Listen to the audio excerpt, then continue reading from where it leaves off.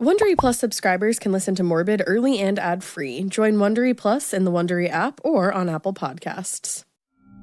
You're listening to a Morbid Network podcast. Redacted, Declassified Mysteries is a new podcast hosted by me, Luke LaManna. Each week, I dive into the hidden truths behind the world's most powerful institutions, from covert government experiments to bizarre assassination attempts. Follow Redacted on the Wondery app or wherever you get your podcasts. Hey, weirdos, I'm Ash. And I'm Elena. And this is Morbid.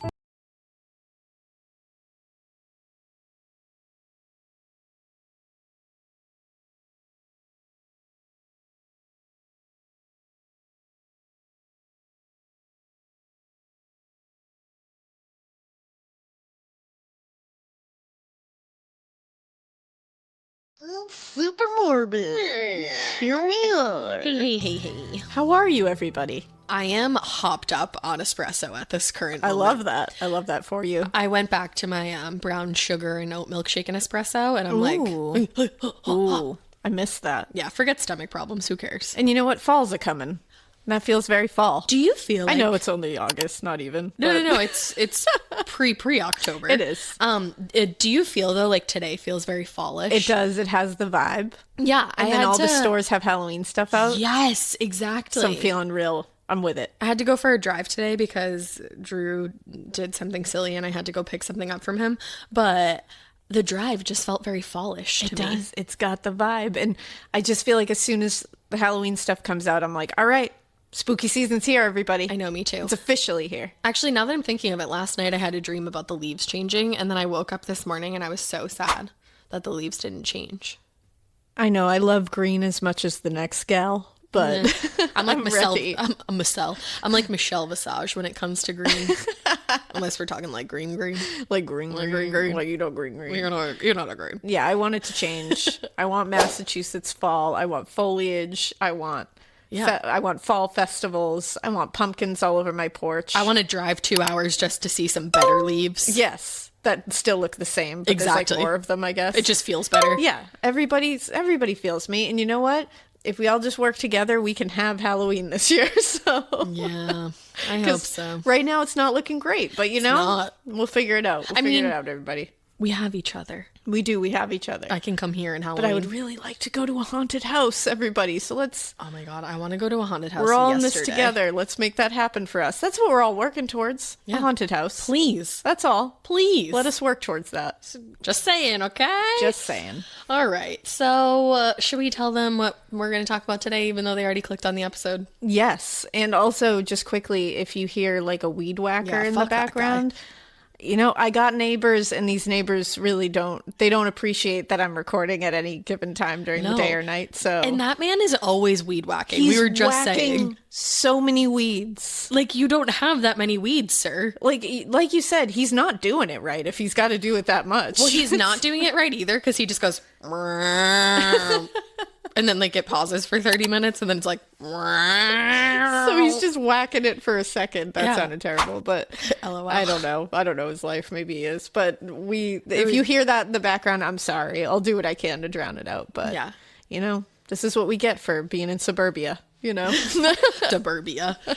All right. Well, today we're going to be talking about Charles Schmid, aka the Pied Piper of Tucson. I literally didn't know what you said at first when you were like, Charles Schmid. Charles Schmid. Like, what is that? It's hard to say because it's like Charles, and then you have to like pick it up with like another Charles Schmid. Charles Schmid. Like, it's like your hard. voice doesn't want to stop saying the first S. And the Pied Piper. The Pied Piper. I know this one, and woof. Yeah. Weird story. Here we are, that everybody. Was a fairy tale, I guess. Or yeah, it's really gross. It's like folklore. Yeah.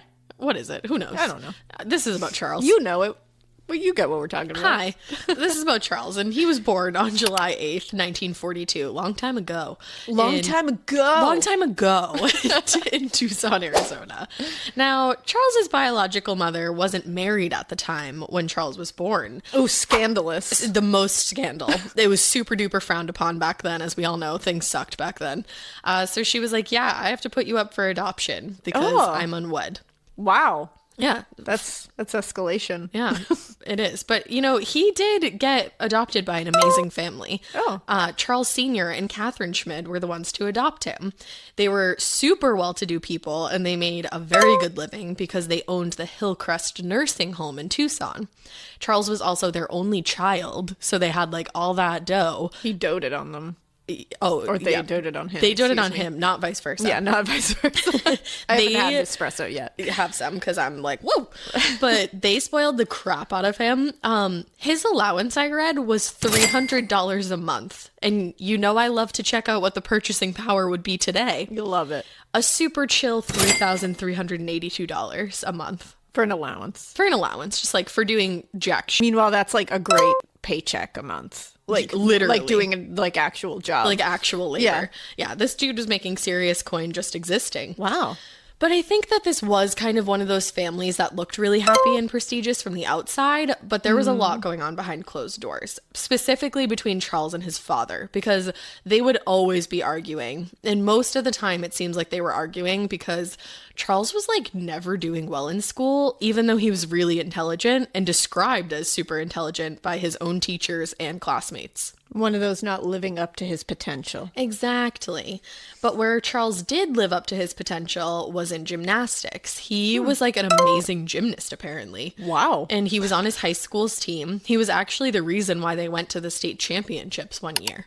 So random, that's a very random fact. Random talent. Yeah. And then, so he was super good, but then for some reason during senior year, or when he got to senior year, he just didn't want to be a gymnast anymore, and he quit. So see, potential again, just wasting it. Yeah, it's like a theme here. It's a pattern. Now that same year, he was also caught stealing from the machine shop at school. He was stealing some tools, so he got suspended.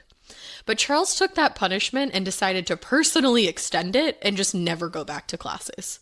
Oh, okay. Yeah. He was you know what? I need to be punished further. I think he was just I'm good with school, so I'm good. I'm gonna dip. And it was literally right before he graduated. He was very close to graduating. It was just, why don't you hang on tight? What a strange guy so far. And it only gets stranger. It's why wouldn't you just finish it out? I don't know, but I feel there's people like that in my graduating class that were just bye, and I was but we're so close. Yeah, you might as well this. I don't want to be here either, but it's weird. It's a month away, so it's leaving one bite of the apple, and you're just take that last bite. Yeah, exactly. Why throwing it? Just finish it. Weird analogy, but I don't know. I like apples. I really want one. It's fall. Okay, it's fall in my brain. It's fall here. But yeah, somehow his parents just still agreed to let him stay with them. He actually lived in his own place that was on their property, and they continued to give him that insane allowance, and also allowed him a new car and a motorcycle. Now, wow. I don't know if he bought those things with his allowance, himself. I doubt it, because he wasn't really into, spending his own money. I think, were these graduation gifts that maybe they just couldn't return. They bought him, hoping he was going to finish that whole thing out. Yeah, couldn't get store credit, I guess. Yeah. But, you're 18, get a job or finish school. You've got two choices. Yeah. But when he wasn't slumming off his parents, he would drive his vehicles around and hit on girls while hanging out with his buds. Just guys being dudes. Yeah, bros being man. Exactly. Now, even though a lot of people referred to him as a loner, he had a small group of friends, and he would hang out with them most of the time. So he always had people with him, it seemed, and I was how did they describe him as a loner then? Because he's constantly surrounded by a couple of these characters. But maybe he just I don't know. Sometimes it's an introverted extrovert. You know what I mean? You hang out with people, but you'd really rather be alone, and you kind of make it known. Maybe that's why. That's actually how I feel. I became an introverted extrovert. Yeah, I think I rubbed off on you a lot too. I think you did. I think this pandemic has just made me a mini you, but not completely. But yeah, so Paul Groff was one of Charles's best friends that actually lived with him for a while. Paul himself was known around town as a pretty bad dude. Uh-oh. He ended up in prison at a pretty young age because he just, killed a man during an armed robbery. Oh, you just shot a man in Reno just to see how it felt. He literally did. Wow. Except in Tucson. Yeah. So. Shot a man in Tucson. So he ended up in prison for Jeez Louise. For a bit. I think he only got 5 years is what I read. And I was what? But he was a juvenile, so all that weird. Just a spell in juvie. Just a vacation. Yeah. Now, the two other closest guys to Charles were called John Saunders, or Sanders. I think it's Saunders. There's a U. Sounds fancy. Yeah. And Richie Bruns. Now, they were younger than him, and almost everyone in Charles's circle was younger than him, and they all referred to him as either Smitty or the Romeo of Tucson. Get out. Immediately leave the room. Like, known around town as the Romeo of Tucson. Leave the planet. And what? Now, this is maybe I got a type. Maybe he's just not my type, but I don't understand. Maybe he's just not my type. Maybe he's just not for up. me, but see, look him up. The thing is, I could see where he would be handsome if he didn't do all the things that I'm going to tell you he did to his appearance and to other people. No, thank you. Right? No, thank you. Right? Nope. And he's very strange and odd, and that's fine, but like not when you pair it with murder. Yeah. So, but we'll get there. Now, eventually he would be known as the Pied Piper of Tucson, and I'm sure you'll see why. Because, like I said, know the tale. He likes to hang out around with a younger crowd. I also feel like there's always one guy from your high school class that loves to hang out with the younger people. Yeah, because it gives them some sense of like power and authority. Yeah, and that's I'm the cool guy. And that is exactly what Charles had going on. Yep. In a quiet suburb, a community is shattered by the death of a beloved wife and mother. But this tragic loss of life quickly turns into something even darker. Her husband had tried to hire a hitman on the dark web to kill her. And she wasn't the only target. Because buried in the depths of the internet is the kill list, a cache of chilling documents containing names, photos, addresses, and specific instructions for people's murders. This podcast is the true story of how I ended up in a race against time to warn those whose lives were in danger. And it turns out, convincing a total stranger someone wants them dead is not easy. Follow Kill List on the Wondery app or wherever you get your podcasts. You can listen to Kill List and more Exhibit C true crime shows like Morbid early and ad-free right now by joining Wondery Plus. Check out Exhibit C in the Wondery app for all your true crime listening. So when he turned 18, he decided it was time for a makeover. Hell yeah. New look. Of course. Stacy and Clinton were like, that's not what you wear. New year, new me. Not what you look like. So he dyed his hair pitch black and he started wearing makeup that literally, if you Google Charles Schmid like makeup, every article you read will describe his makeup as pancake makeup. Pancake makeup. Every article. And he also added a really large mole on his cheek. Yeah, I was going to ask about that. Yeah, that was painted on because he wanted to look meaner. Because you know how moles just make people so mean. I was just going to say, I don't generally look at people with a mole and be like, who stay clear of them. Marilyn Monroe, a so bitch. Aggressive. Terrifying. Like what? Like Cindy Crawford, I'm not like, she'll cut Nene Bobini. Yeah, like don't go near her, she'll break you in two. It's like, no, usually it's like a beauty mark kind of deal. Like, it makes you look like, I don't even know. And the thing I don't even really get that. He didn't draw like a Cindy Crawford beauty mark or like a Marilyn Monroe. He drew like a giant mole on the side of his face. It's literally just a large circle, a large black circle on his face. I'm very confused. I was going to ask about that because in some pictures I was seeing, I was like, he doesn't have that. Yeah, I think he probably couldn't do that anymore when he got to prison. Yeah, so they were probably like, sense. You can't have a sharp object. Well, he has a very punchable face. It's the most. Yeah. And you'll only want to punch him as this unfolds. Yeah, I hate him already. Now, he was also pretty short in stature. I don't know if you have a picture over there of exactly like what he looked like from head to toe. Yeah. He was only about 5'3". Wow. Now, he probably looks a little taller in those pictures that you're looking at because he would wear cowboy boots that were too big for him. I literally just opened a picture of him with cowboy boots. The exact one. He's like in his prison jumpsuit. And he's like, yeah, he's mad. He's got like a duck face. Yeah, before the duck face. But yeah, he would wear cowboy boots that were too big so that he could stuff rags and folded up cans into them before putting them on. So that way he would add a few inches to his height. They're like DIY lifts. But then he would walk around like very weird because he was probably crunching on cans and like balancing on cans and rags. So he would literally like, I don't even know what is this movement that I'm like. He would walk around like this. Just that bad swagger, swagger, but like he was basically just trying not to fall all the time. Just a wobble. But his friend Richie was like, he would rather look crazy walking than like walk around short. And it's like, honey, just own the height. If you have everything, like, you can make that height is nothing. If you're like a cool person and you're right, like. Look at Napoleon. He did a whole deal. But then again, I'm looking at him and I'm like, you don't have anything else. So it's like, that's, Exactly. But that's the strangest way to remedy short stature that I have ever seen. Like, why not just add platforms inside of the shoes? Yeah. Like, you have the money. Or just like, don't be like terrible and don't draw a giant mole on the side of your face and don't have zero like redeemable qualities. And then short stature doesn't matter at all to anyone. Write that all down. Don't do any of that. Just don't do any of that. No. And also it just sounds like really uncomfortable. Like, why do you want to walk around on cans all day? But he was also using a clothespin to stretch out his bottom lip. So I don't really think comfort was like his thing. He has a lot going on. The most. One might say the most, and one might be correct. Yeah. Now, he did that bottom lip thing with the clothespin, and you can see in certain pictures his lips look a lot fuller than others. Like, they look poutier. Yeah. And it was because Elvis Presley had that kind of, like, pout going on at the time. Oh, he thinks he's, like... He loved Elvis Presley. That's what he was going for. You didn't make it. Yeah. You didn't make it there. It's just a lot to unpack. You didn't do it. He was also so obsessed. I mean, obviously, with everything I just said, he was so obsessed with his image. But Richie said that he would stand in front of the mirror for hours just trying out different looks and mannerisms.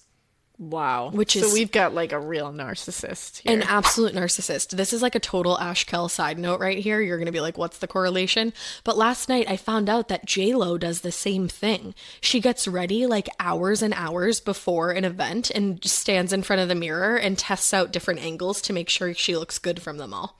Wow. Now, she didn't say that herself, so I don't know if that's true, but I did hear that somewhere. I was reading it. It wasn't on TikTok. I actually did was it on TikTok? No, I actually read it somewhere. I mean, I believe it because she always looks great. She does look amazing. So, I mean, if she came prepared to play, I believe that. To play and slay. I believe that. And it's like, Richie said that Charles did all that, would stand in front of the mirror for hours, but I'm like, you still look all kinds of tomfoolery walking around town. It didn't work for him. He's still very busted up. But it's weird because the girls were in love with him. I mean, a different time, I suppose. It was like the misunderstood youths going through their like 60s emo phase that were really into him. That's the thing. It's like, can I say that like we've all been attracted to someone that you look back on and you're like, what? You mean every person I ever dated before Drew? Correct. Exactly. We joke about it all the time. We do. I got better sight apparently. Yeah. You're just waiting for Drew. That's all it was. I was. But yeah, so Smitty would hang out with all these younger kids, and I think obviously that added to it. He was like the older cool dude who walked around on tin cans, I guess. Yeah. But the guys wanted to emulate his vibe for some reason, and the girls wanted to be next in line for a date. It truly was a wild time. Wow. No, he would tell all of his young female admirers that he had some kind of connection to the mafia because he thought that was super cool back then. He would also tell them that he was terminally ill, obviously to like make them fall harder for him, I guess. And then once they were falling for him, he would tell them that he knew 100 ways to make love. I hate this. I hate it so much. I hate this so much. Imagine you're on a date with this dude and you're driving around in his, I don't know, Thunderbird, and he's like, hey, baby, I know 100 ways to make love. Oh my God. I would hate it. The road rash I would get from rolling out of that car at full speed. Peace out. Hate it. Peace out. So much. So that's what he would say to the ladies. To the ladies. And to the dudes, he would turn around and say he was continually like, you know, getting it from all these girls. And he would describe these like crazy sexcapades to them. And I'm sure they honestly like didn't go down like he bragged they did, but he was always telling wild stories of his exploits. Wow, Charles. He is such a conundrum. He's an enigma wrapped in a conundrum. And cash. And tied with something scary. Cash. I don't know. A snake. A snake and tied with tin cans. Exactly. But people started to see a different side of Charles pretty abruptly. Now, it was May 31st, 1964, and he was hanging out with his girlfriend, Mary Ray French, so you know she's an evil son of a bitch. She's got 3 names. Yep, there it is. John Saunders was there as well. He's also an evil son, but I guess he only has 2 names. Cool. And while they were all hanging out at Charles's place, Charles was just like, I really want to kill someone, and I think we could get away with it. Oh, okay. I want to kill a girl tonight, and I think we can get away with it. All right. He was 22 years old at this point. Like, I'd be like, it's time. It's time that we just go our separate ways. It's time for me to dip. It's actually my curfew right now. Gotta go by. Yeah, it's time to end this night. Now, not only did he want to kill someone, he knew exactly who he wanted to kill. He wanted to kill Aline Rowe. Aline was 15 years old, living with her mom on the same street as Charles's girlfriend, Mary French. She was a really good student, and after high school, she would have gone straight to college. Her dream was to become an oceanographer, which I'm like, you're just the coolest. Seriously. And she looks like the coolest. I'm like, oh, I love you. Now, Aline's parents had recently gotten divorced, so it was just the 2 of them in the house, her mother and her. They were super close, and lately, though, there were a couple things that were concerning her mom, Norma. One thing was that Aline seemed to be very interested in the topic of death, and specifically what happens after we die. So she was talking a lot about it and like reading and everything about it leading up to the night of May 31st, almost like it was like a premonition that she had, you know? And she said that if reincarnation was what really happened to people, that she wanted to come back as a cat. Which I was like, me too, actually. I was going to say, I think that's awesome. Yeah, cats live the best life. Ask Franklin and Lux. Now, the other thing that was really concerning Norma was that Aline was hanging out with Mary French a lot, and she didn't think Mary was a good influence. So she knew her, like hung out with her. Oh, yeah, like they literally hung out. Wow. Now, Norma had caught the girls in her backyard a few times smoking cigarettes, and when Mary wasn't hanging out with Aline, she was with John Saunders or Charles Schmid. And Norma had this gut feeling about Charles. There was just something about him that she didn't trust, like a mother's instinct. I bet it was his face. It absolutely was, and more specifically, his eyes. Yeah. Because there was one day that he and John came by asking for Aline, but she wasn't home. And Norma later said the look in Charles's eyes that day literally scared her to death, like a grown-ass woman. I feel that because there's pictures that I'm looking at, and his eyes really do have like... They're empty. Yeah. Like, you know, everybody always says that, but then you look at this guy's eyes and you're like, no, those are empty eyes. There's like a darkness. There is. There's a darkness about his whole aura. There is. Like he really does give off a really scary vibe. He does. I think there was a lot of like mental health issues going on there that maybe just never got diagnosed because he never really did get diagnosed with anything. Oy. So I'm not sure exactly what it was about Aline that had Charles so intent upon killing her. Some of the sources that I read said that she had stood up John Saunders on a date or turned him down when he asked. But how dare she? I know, like free will. Who wants that? Yeah. But either way, on the night of May 31st, 1964, Charles, John, and Mary French pulled onto Aline's street, driving Charles's car, and Mary headed over to Aline's house. Now, Aline was home alone that night, and she headed to bed early after wrapping her hair up in curlers for school the next day. I know, because she has great hair. Amazing like hair. Really great hair. Now, she had a big test the next day at school and she wanted to go to sleep early. And she was sleeping when Norma checked on her before heading into work. She worked as a nurse and she was doing an overnight shift. But Mary tapped on Aline's bedroom window and it must have awoke Aline. And Mary was like, oh, do you want to come out and drink beer with me and Smitty and John in the desert? Like, we're just heading out to the desert for a good time. Say no. Say no. Aline did agree. And once they were out there, Mary allegedly sat in the car while Charles and John walked Aline down to a stream bed. This is a huge trigger warning for rape. Just gonna give you a second to skip forward if you'd like to. They made her undress when they got down there, and they both raped her. Jesus. When they were done with that, they just started beating her over the head with rocks. And when they were done with that, Charles walked back up to the car, and according to Mary, quote, he got into the car and he said, we killed her. I love you very much. He kissed me. He was breathing real hard and seemed excited.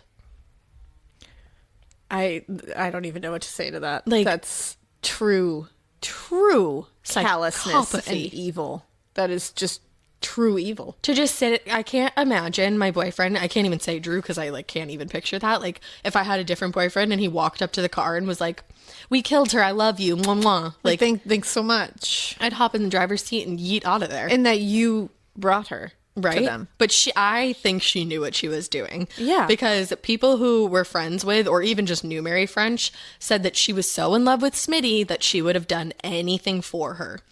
Or excuse me, for him. Horrific. Hotshot Australian attorney Nicola Gaba was born into legal royalty. Her specialty? Representing some of the city's most infamous gangland criminals.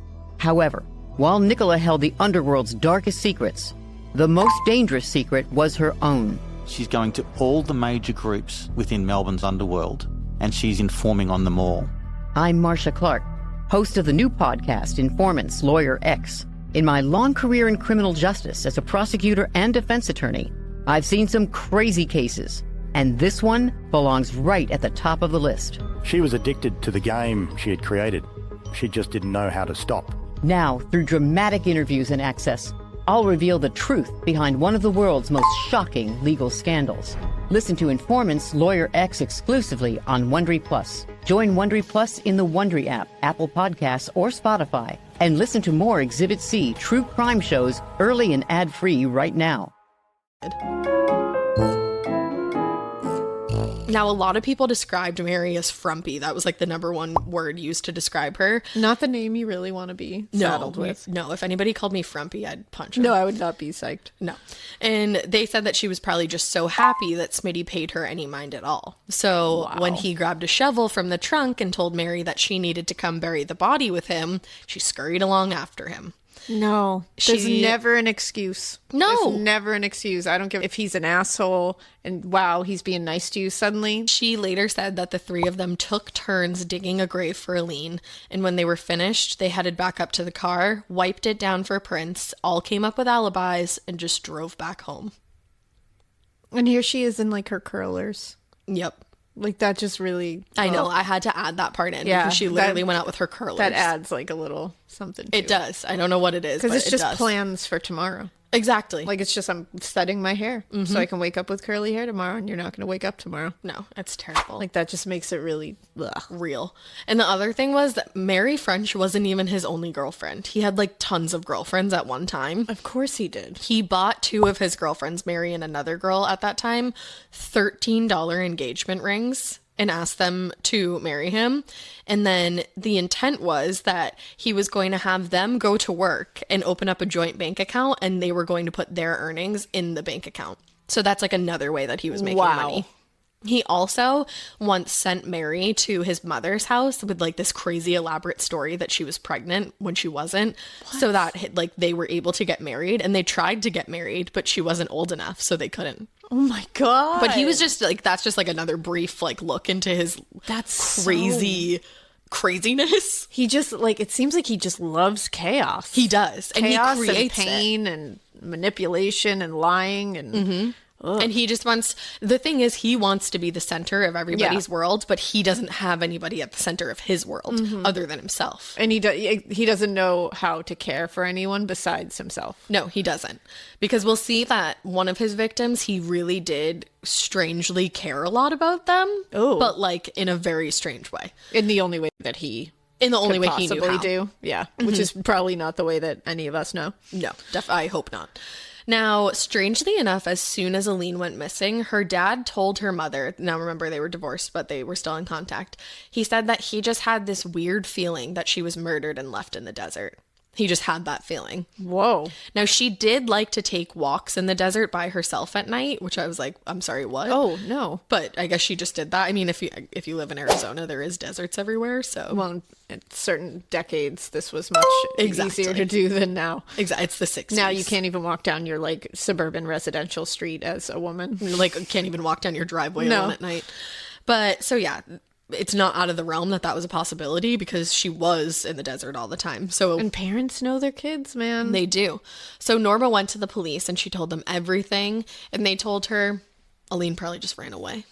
Yeah. totally. That's always really good when that's the first thing that they think of. No. And it's also like, I need statistics. Tell me how often you're right. These girls when just you run immediately away. go to that. How many girls are just running away from perfectly fine? Right. Like girls that are doing well in school, that have plans to go to college, that were just studying for a big test the next girls day. that just set their hair into curlers for the next day for their big test that they went to sleep early for. How many of those are running away in the middle of the night? Just let me know. So Norma was like, yeah, you guys, I'm going to do my own investigation. Hell yeah, Norma. And which is funny that we had 2 cases this week like that now. So she was like, yeah, like, so she would go around talking to Aleen's friends, and she would record every single piece of information that she got into a tape recorder. Norma. Not only did she do that, but she had this gut feeling about Aleen's disappearance. Something inside of her told her that Charles Schmid was responsible. And obviously we know she's correct. Again, parents. So she started following him around at night to see what he was up to. And she said, she was like, I was terrified of him. Like, I was scared that he would find me and do something to me. But Aleen was my daughter, or is my daughter. I need to find out what happened to her. What a badass. So she would just follow him around at night in her car. And this will break your heart. She had this gut feeling that he was responsible for whatever happened to Aleen. But just in case Aleen did run away, she left her outside light on every single night in case Aleen came home. Oh, man.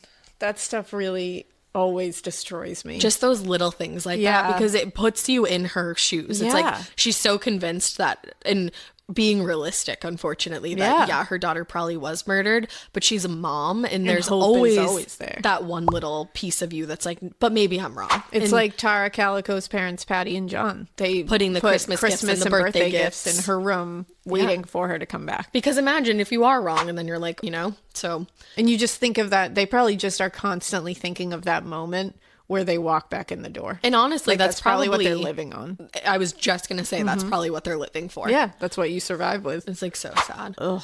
Now, the case went cold because the police didn't give it, apparently.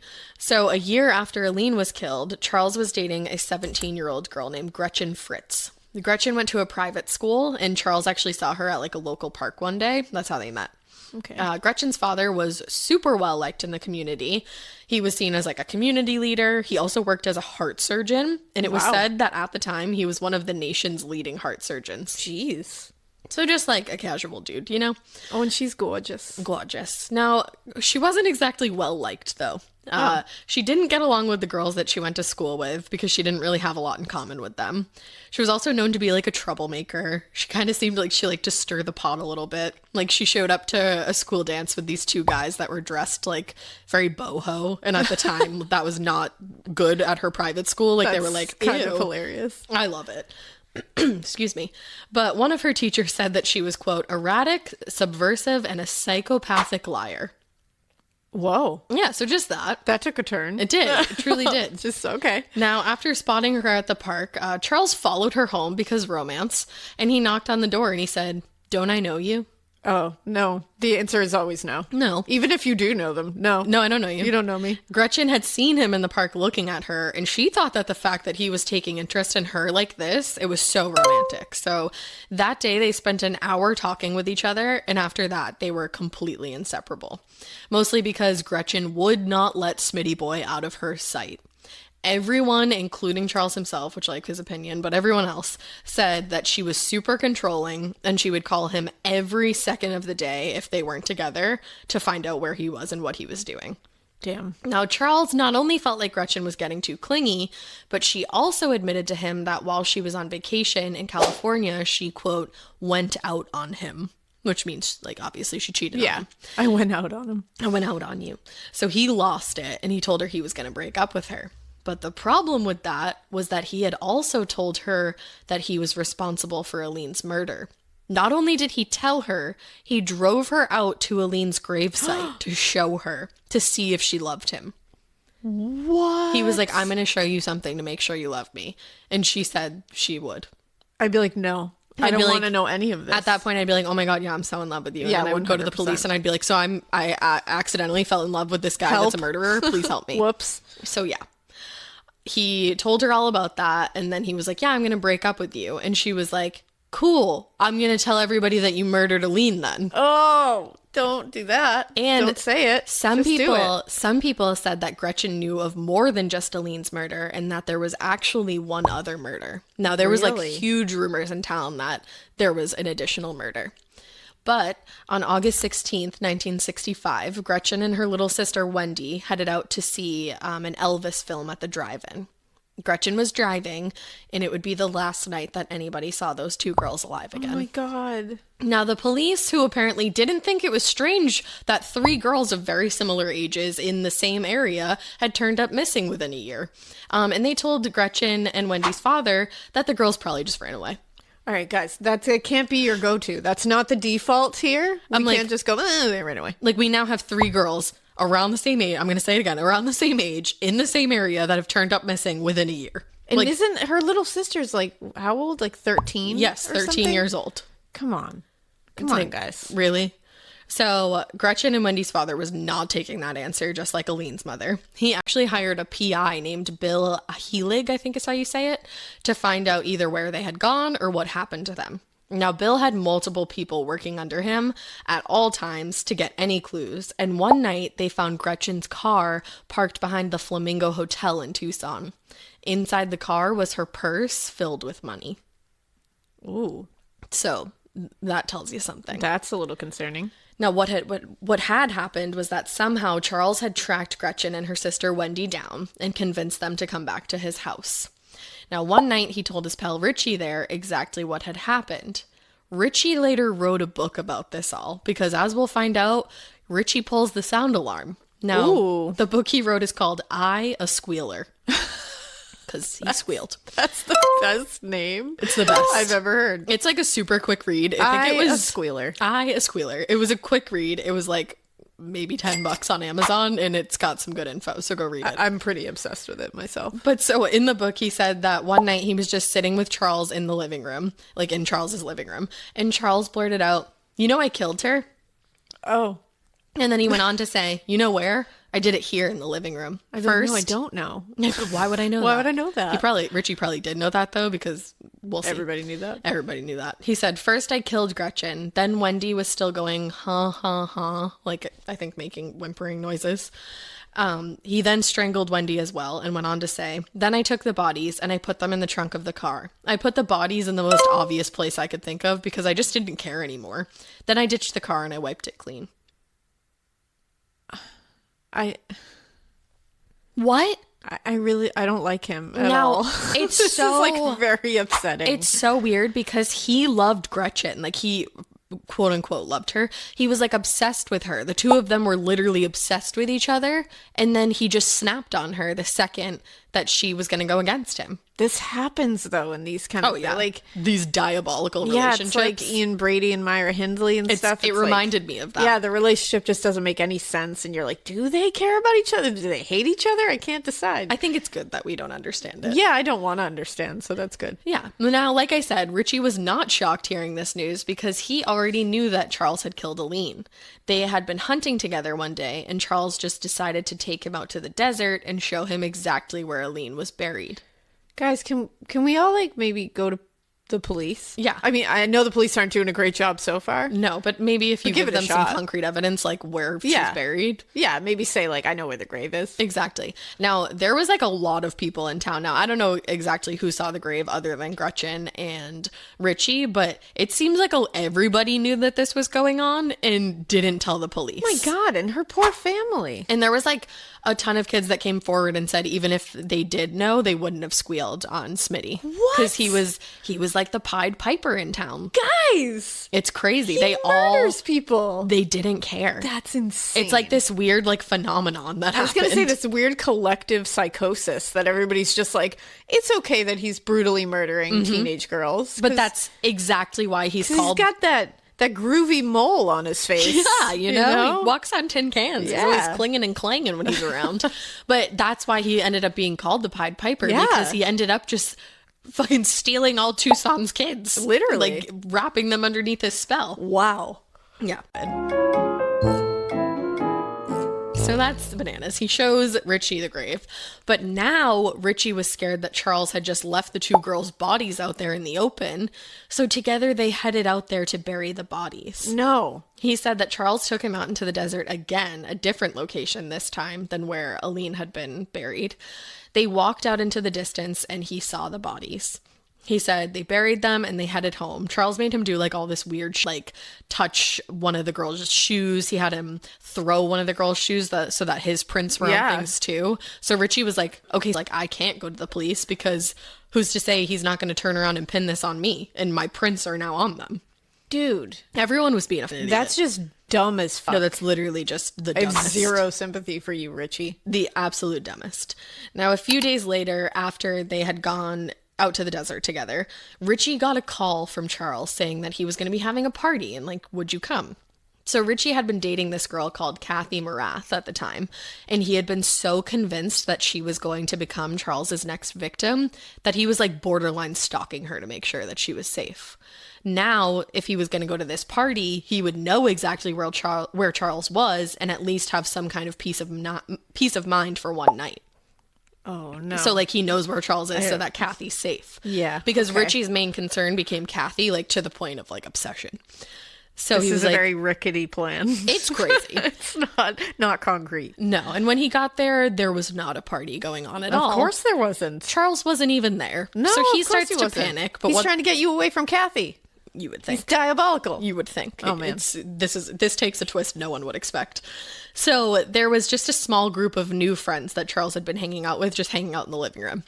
But all of a sudden, Charles walked in. They had been there for like maybe like 20, 30 minutes. He said it was a while before Charles came back. I'm like, you guys were all just waiting for him? Like, this guy had like power over everybody. Yeah.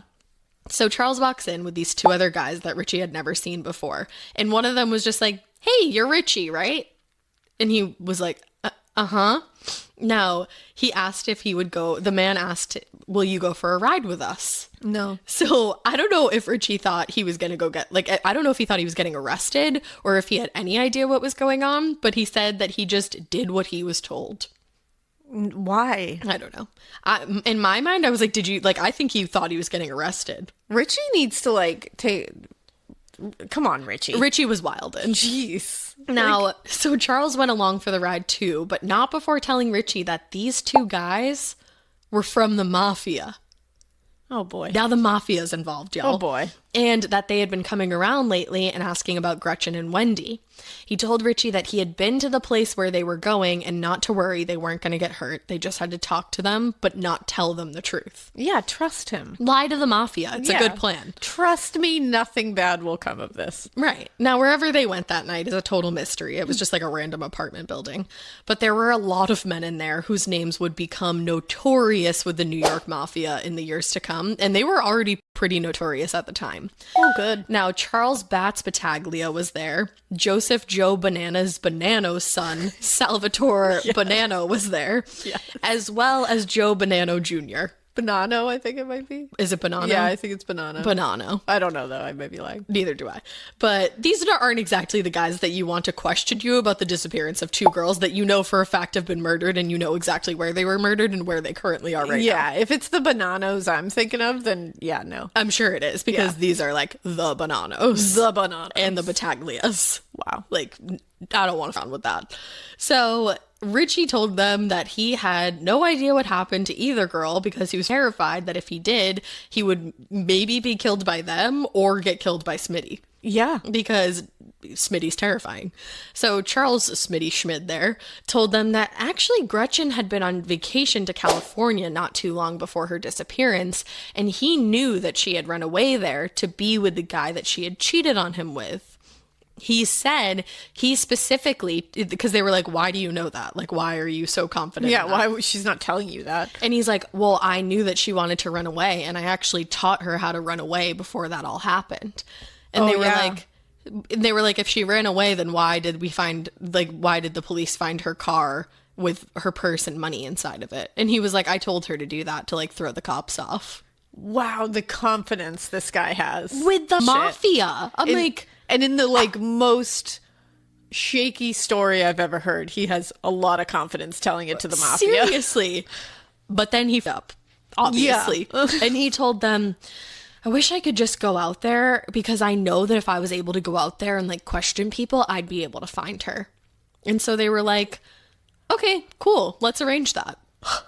Like, dude, my dude, it's the mafia. They make happen. That's their whole job. Your wish is their command. They literally were like, cool, we'll set that up then. Yeah. And they did. Yeah, of course they did. But not before Charles went home and called J. Edgar Hoover himself, like tried to get in touch with J. Edgar Hoover. Just called him up on the phone. Called the FBI and was like, please help me. I need protection from the mafia. And they were like, yeah, we don't just do that. So, like, we'll come talk to you tomorrow.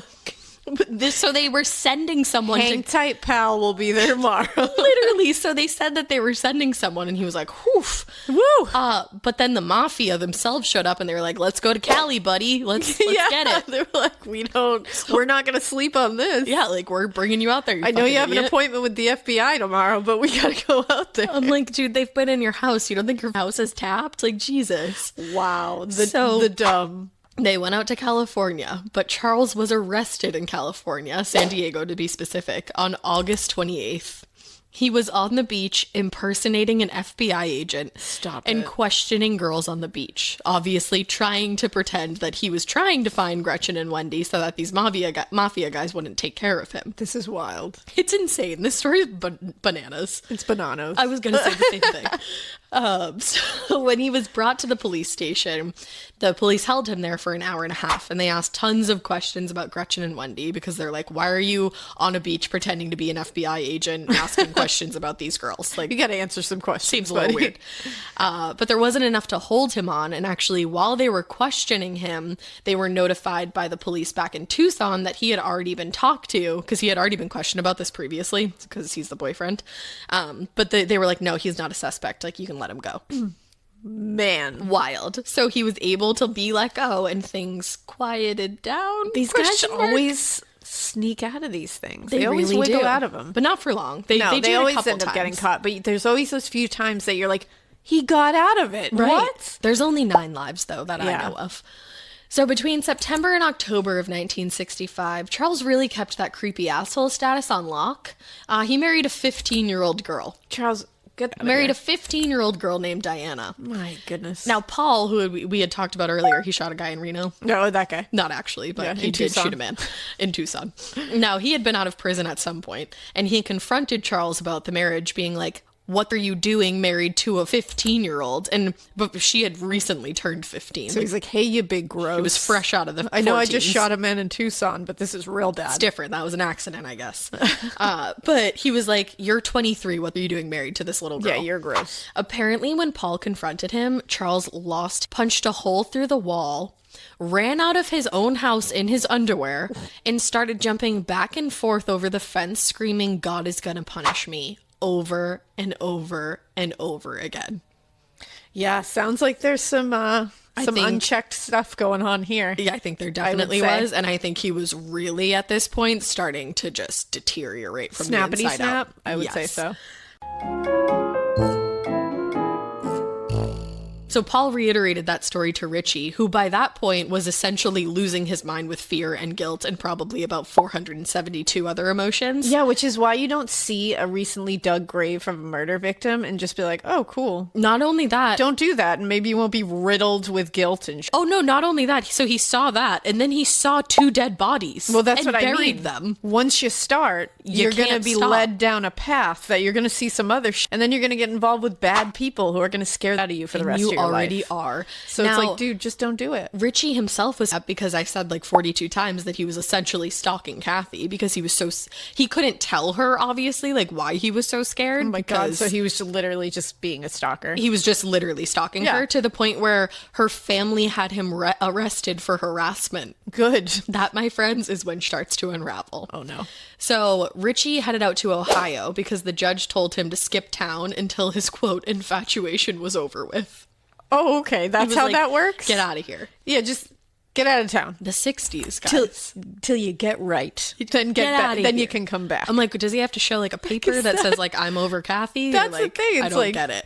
Is there like some big like X-ray machine that shows if his heart goes like thump thump when she's around? It's all good now. Yeah. What? It's at a normal rate. So his grandmother lived in Columbus, Ohio, and he was going to go stay with her for a while. So the entire time he was there, he wasn't able to contact Kathy because, no contact orders. That whole thing. And he was still really concerned that Kathy was going to be Charles's next target, especially now that he was gone.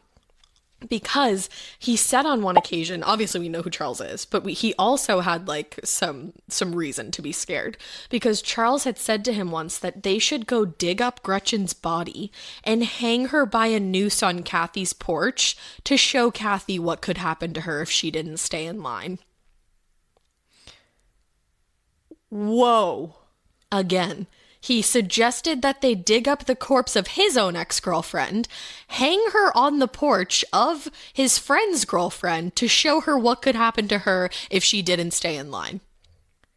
Is this Game of Thrones? What is this? Like what? It gives me like weird Billy and Stu vibes also somehow. He makes me feel like he's part of the Lannisters, and I'm not here for it. I don't even know who he's part of. This is a lot. I would say he's more the gross one from Harry Potter.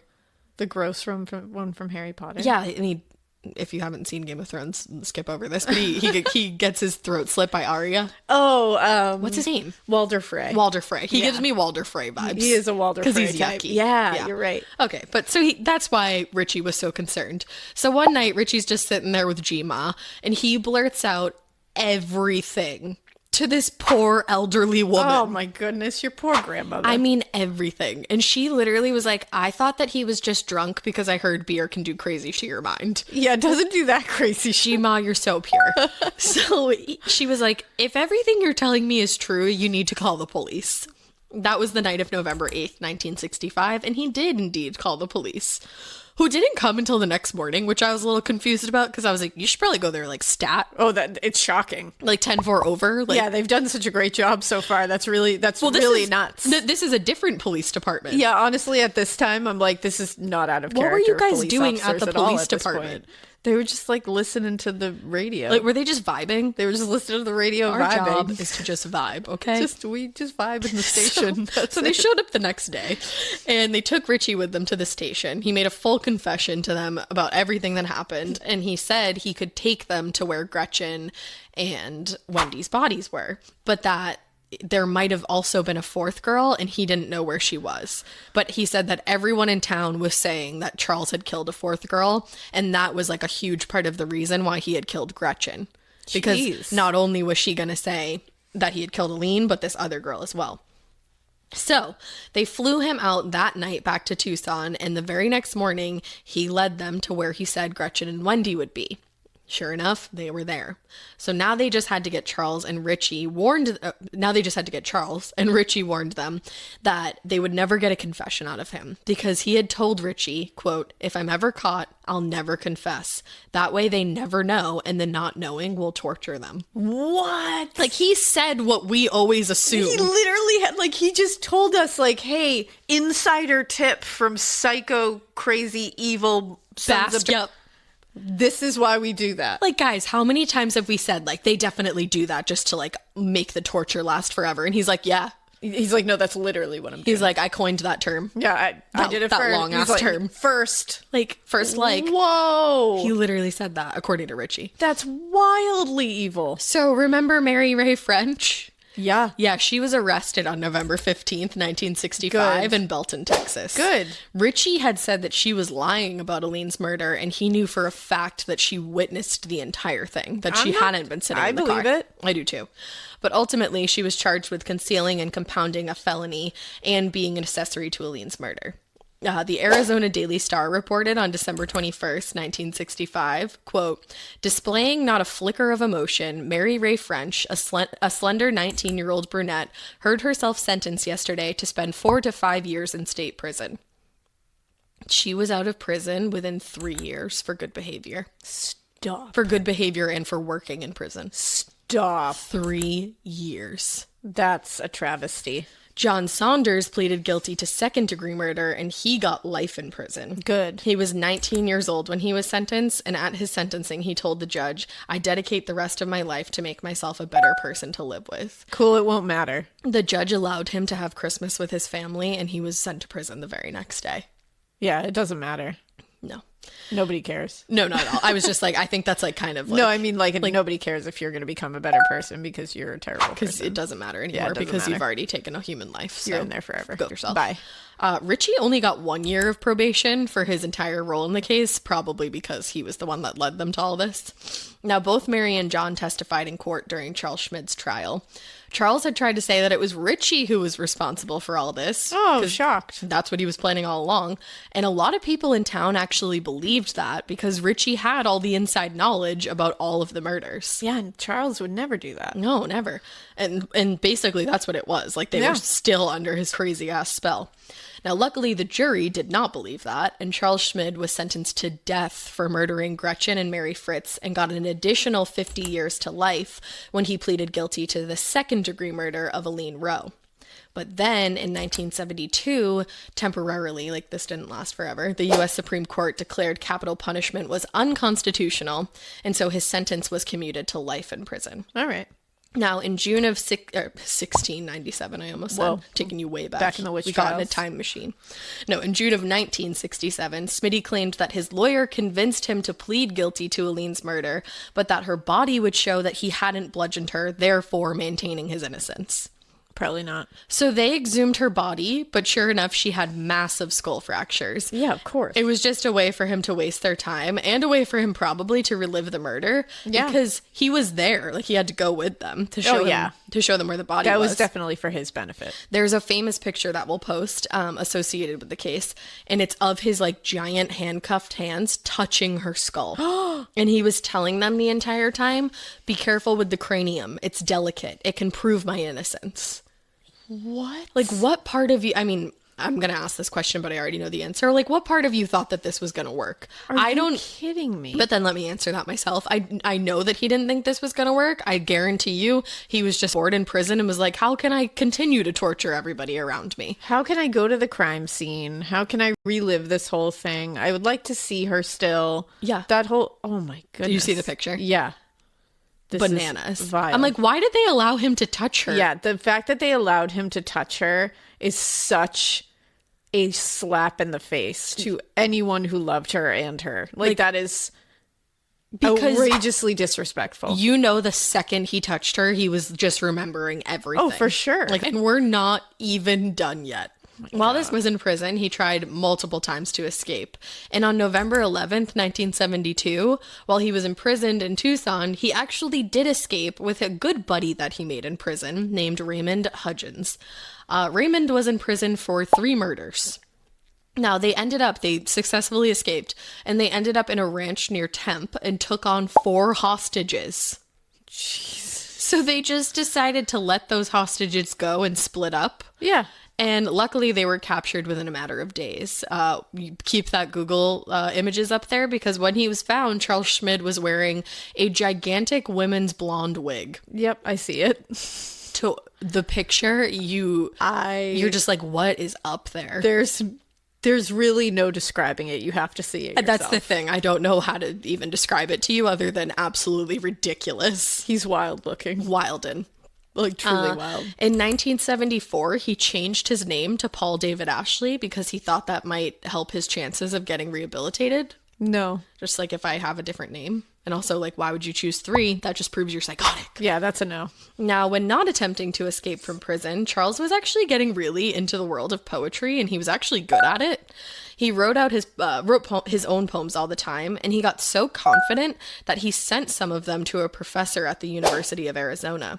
The professor was actually very impressed with Charles's work and said that he was talented and he would mark up his work and correct different things and then send it back to him. Come on, guys. So they just became like pen pals. Yeah, don't do that. Now, here is the, how do you say it again? Pièce de la résistance. The pièce de résistance. That, thank you. I added too many laws I like L's it. to that. Now, on March 20th, 1975, Charles got into a very intense fight with 2 other inmates, and he was stabbed almost 50 times. Whoops. Oopsie. He got stabbed in one of his eyes. He got stabbed into the lung and also into his intestines. At the hospital, they had to remove his eye. They had to stitch up his lung, and they also had to give him a tracheotomy. Did I say that right? Yeah. Awesome. Now, after all they did, he still got a blood infection, and he died 10 days later on March 30th, 1975. Man. Peace the f out. What a thing. Now, his mother decided to have him buried in the prison cemetery because she was worried that if he was buried on, like, their plot of land, that people would just defile his grave constantly. Yeah, for sure. And she and his father were left with all of the legal fees that he had accumulated. Oh. All of the legal fees. Wow. Yeah. Now, Charles's case got a lot of public attention, obviously, and people all over the world were talking about how just cold and evil he was and how crazy this case was. That so many teenagers came forward, like I said, and said that they knew all about it, but never told their parents, never told police, because that's terrible. They were under his spell, man. So I don't know if you've ever seen the movie Smooth Talk. I've never seen it. No. It was inspired by him. It was also inspired by the short story that was originally inspired by the case called Where Are You Going? Where Have You Been? And that's by Joyce Carol Oates. Oh. So yeah. Look at that. That is the case of the Pied Piper of Tucson. Was such a ride. I don't even have words anymore. Those poor girls. Seriously. This is one of the most interesting cases, though, that I think I've ever covered. It's just, it's the amount of just like loops and bends. Yeah, and loops you get and boops. The mafia, you get the fact that the mafia just made a quick like cameo. Just like, hey, I'm here. Like just like not like an unnamed cameo in here. Like right? It's just like, whoa, all right. Then you get a prison like, escape. Special guest, the mafia. Oh, okay, cool. We'll credit you. And then the prison escape, like just all of it. And the wig. The wig. The wig really rounds it all out. Richie wrote a book, I, a Squealer. So much to unpack. Guys, that was a lot. It was so much. Wow.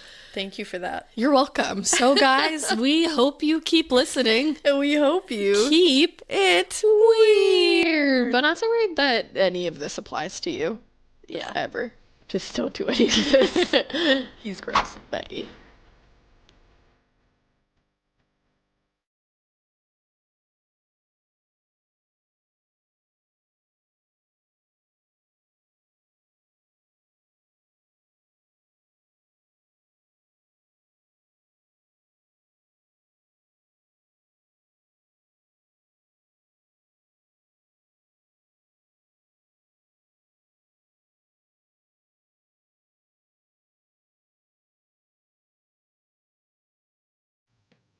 If you like Morbid, you can listen early and ad-free right now by joining Wondery Plus in the Wondery app or on Apple Podcasts. Prime members can listen ad-free on Amazon Music. Before you go, tell us about yourself by filling out a short survey at Wondery.com/survey.